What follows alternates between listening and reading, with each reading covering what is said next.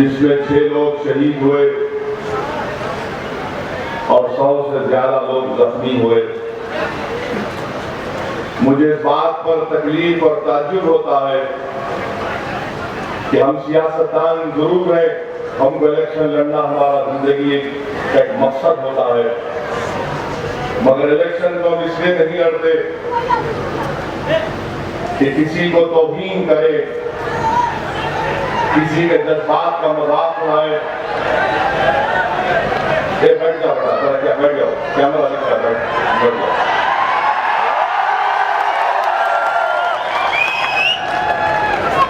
हमारा मकसद तो ये नहीं होता कि किसी का मजाक उड़ाए। जो कुछ भी 29 सितंबर के 2008 को हुआ, जिसके ऊपर इल्जाम लगा शेख फरहीन के ऊपर, शेख फरहीन की मौत हुई, सैयद अजहर की मौत हुई,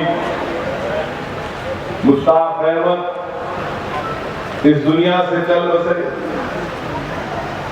शेख रफीक शहीद हुए, मोहम्मद इस्माइल शहीद हुए।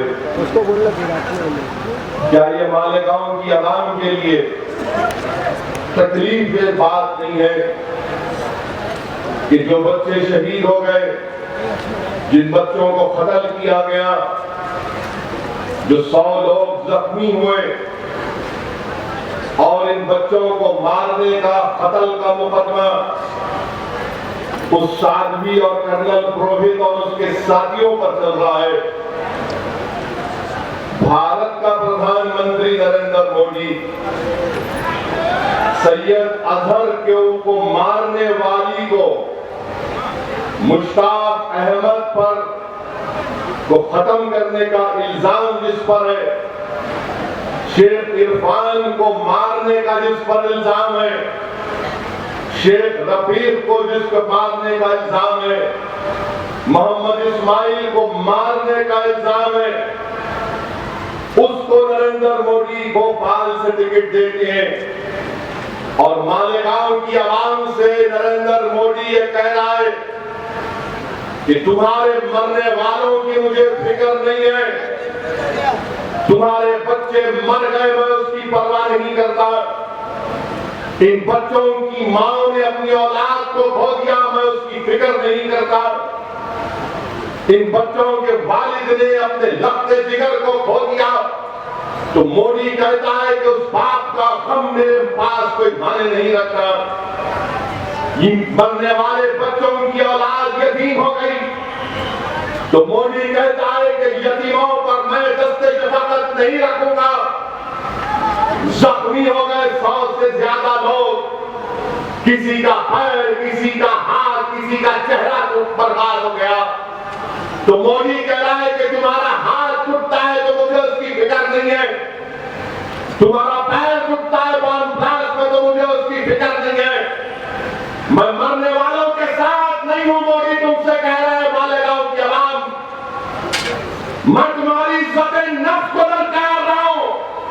हिंदुस्तान का, भारत का प्रधानमंत्री मालेगांव के लोगों से कह रहा है कि जिस पर तुम्हारे बच्चों का कत्ल का इल्जाम है, मैं उसको हिंदुस्तान की पार्लियामेंट में मेरा पार्लियामेंट बनाकर लेकर जाऊंगा। अब आपको फैसला करना है कि जब भारत का प्रधानमंत्री ये चौकीदार, चाय बेचने वाला, अगर ये फैसला करता है कि जिस पर हमारे बच्चों को कत्ल करने का इल्जाम है, हम उस प्रज्ञा ठाकुर को उम्मीदवार बनाएंगे।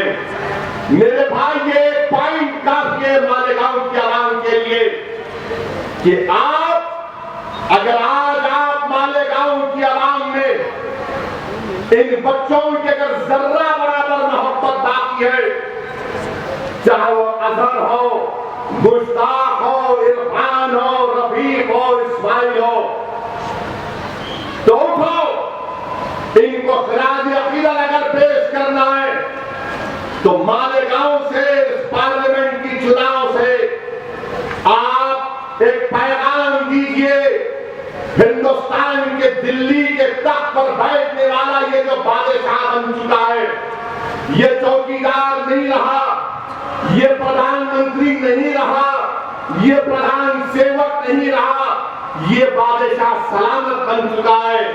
उठो मालेगांव की आवाम, ये मरने वालों की रूह अगर अल्लाह ज़बान देगा तो तुम्हारे कब्रिस्तान से आवाज आ रही है कि कौन हमारा हमसे इंसाफ करेगा, कौन हम उन बच्चों को, क्या उनका दर्द आज भी तुम अपने सीनों में महसूस करते या नहीं करते बताओ?